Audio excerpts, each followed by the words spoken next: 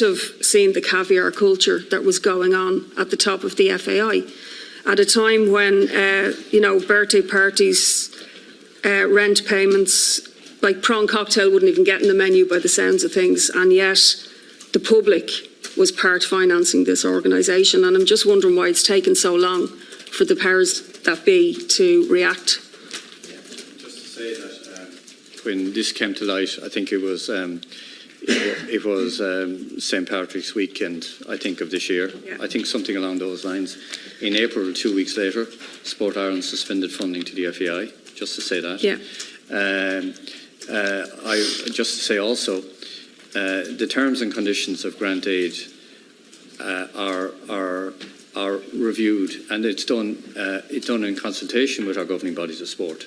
So if we're applying and rewriting our terms and conditions, we write to the NGDs, we tell them what we're doing, we call them, and we get with their consent. We conducted the COSI report or the COSI audit with the consent of the FAI. Right, we didn't have the power. So you're saying that they wouldn't have consented before? They wouldn't have consented before. I think this actually moved things in terms of what we need to be doing, or what we need to be doing around this. This is definitely up the game all around. Yeah. The other striking thing in your statement is on page 5 when you talk about the auditors and undeclared transactions of serious concern and unrecorded liabilities. I mean, what should happen now about that in terms of the auditors? Well, that's a matter for the FAI in terms of dealing with the auditors that undertook that. That's a matter for them. And I think the Minister has written as well to... Well, I would have thought it was a matter for the state. But anyway, I just want to ask a question about women's football. In your statements, you announced that the grant of $195,000 for women's football will be paid now through a private company, BDO. Now, I knew nothing about BDO before this, so I went looking, and on their website, quote, they advise a number of corporate and personal clients, Irish and multinational, on their tax planning strategies from both the domestic and international perspective. Seems like a very strange organisation to be dispersing sports funds for the taxpayer. How much are BDO paid for doing this, and are there no women in the sport at all who could be asked to take on this role? Or are there no civil servants who could be doing it? Because it just seems like an effective further privatisation when the difficulty that we've had has been getting private organisations like the FAI to answer to the public. Yeah. Well, BDO carry out a number of audits for their auditing company. It's one of the things that they do. They come with, they have a reputation. They've undertaken to do this for us.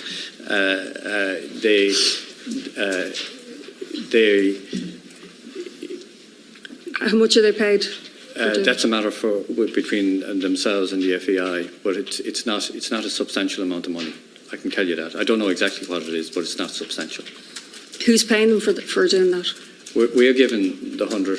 The FAI are. The FAI are. Just seems like an extra expense that's being added onto a grant for $195,000. I suppose we're trying to find a solution here. We're trying to find a solution here, and BDO was a solution. Okay. Yeah. So just for the Minister, and obviously you met the FAI the other night. You've said not a cent to the FAI, and I think everybody would agree with that. There's no way that the Irish, public should funnel money into the FAI right now, because it would be going to the banks, actually. That's the reality of it. Is the FAI sustainable as an organisation without a bailout, or is it just going to go bust? What liabilities are due, and when that could tip the FAI over into administration? Obviously, it's obviously not a bailout, and I agree with you. I think that's absolutely out of the question, and we're not going to yield on that. There are a lot of players involved in this, including UEFA, including the FAI itself, including Sport Ireland, and we met them at their request so that they could tell us the gravity of the situation. I don't think that there's that they have in any way accepted that there's some sort of doomsday situation. I think what they were coming to us was to warn us how bad it was, to give us some pretty stark figures, and to see if there was any money available from the state.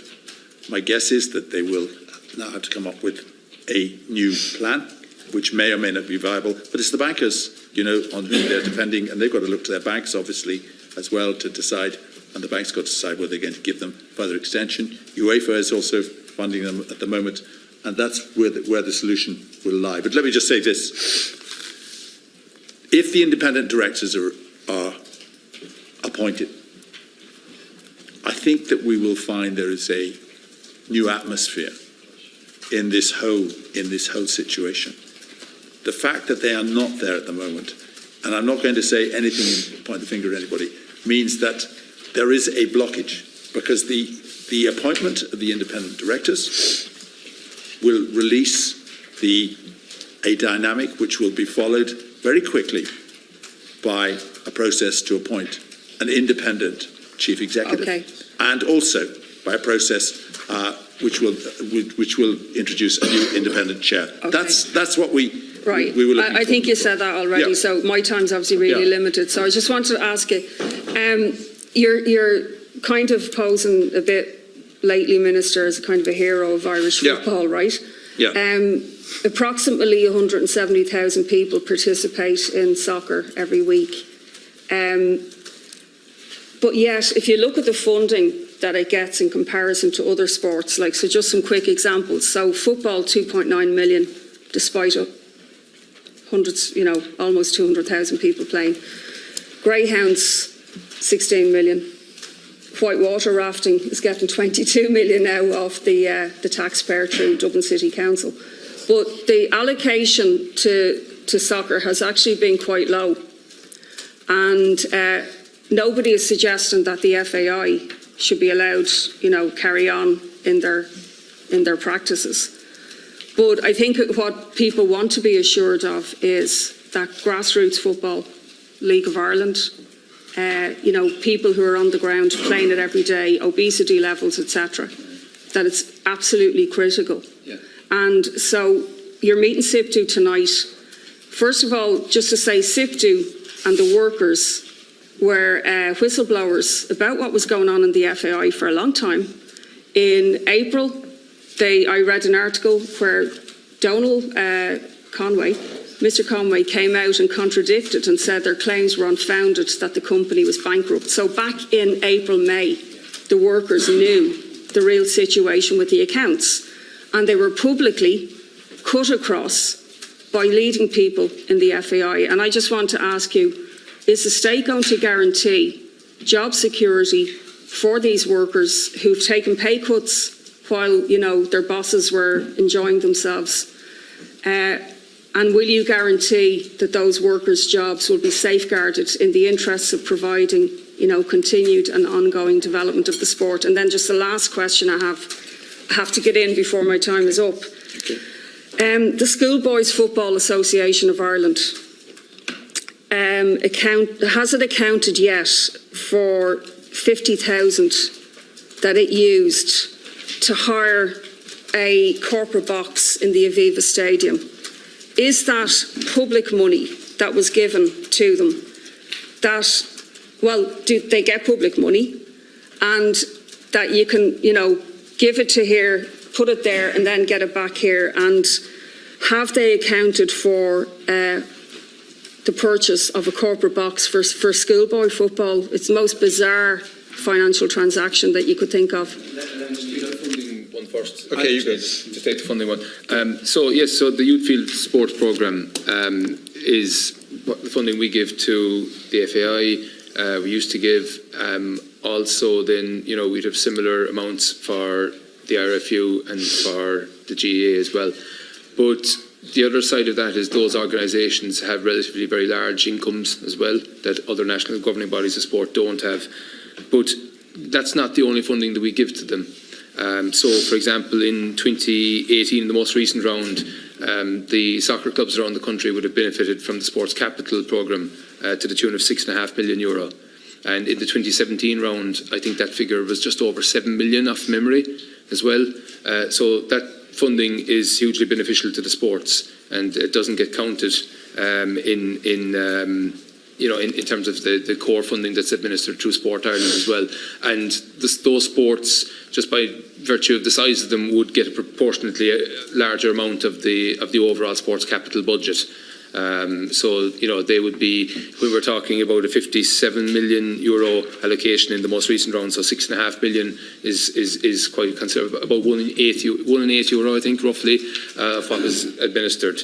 So the capital grants would certainly reflect the size of the sport more than the current, but the reason for that is that there is strong income there on the current side as well that other national bodies don't have.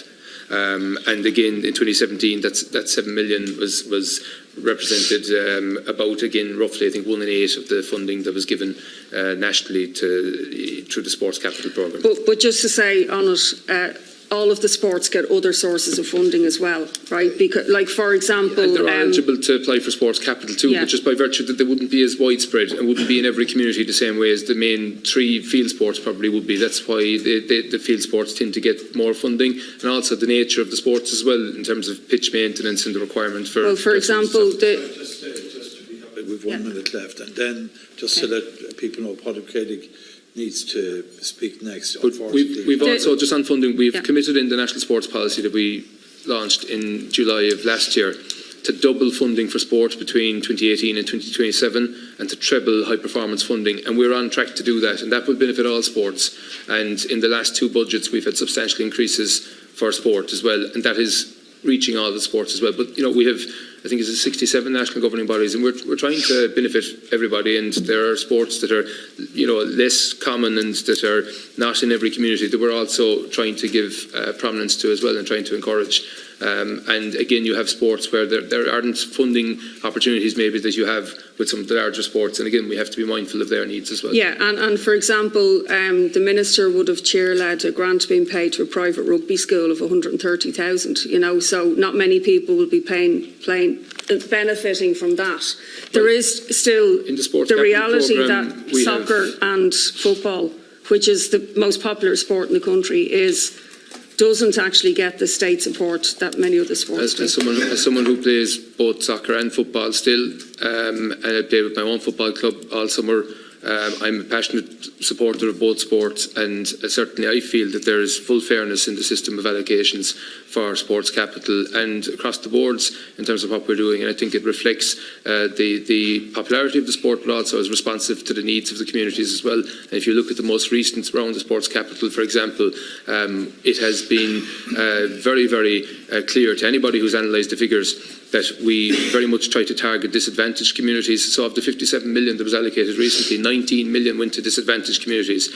4.5 million went to what's considered affluent communities. That's according to the Public Deprivation Index. So if you were to look at it, it's heavily stacked towards disadvantaged communities, and that's something that's very positive. With all due respect, Minister, that's absolute rubbish, because what part of the facts that I just outlined can you correct? Because they are the figures. You're going to keep shouting over me. No, but you've just said that something is rubbish, and I've given you the facts. So how is it rubbish? If you just let the sound of our voices occasionally. This is the mantra that you're always spouting, but they are the facts. I think just look, come here. It's been found RTE didn't expose it, for example. You know what?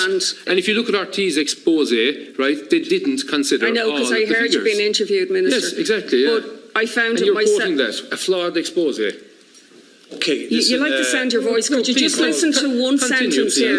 Yeah.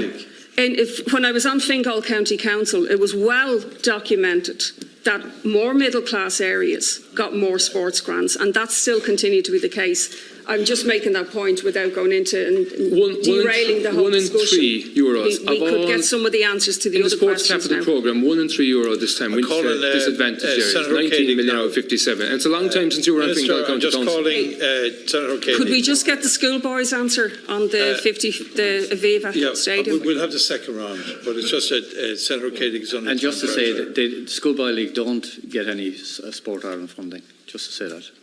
So where do they get the money for it then? Thank you, Chair, for Margaret, and thanks for letting me in before the break. I appreciate it. Thank you. You remember I requested that those colleagues come in first of all. The first day I sent a letter to your good self on it. I'm going to be very brief. There's a lot of questions that have been asked, a lot of really good questions that have been asked.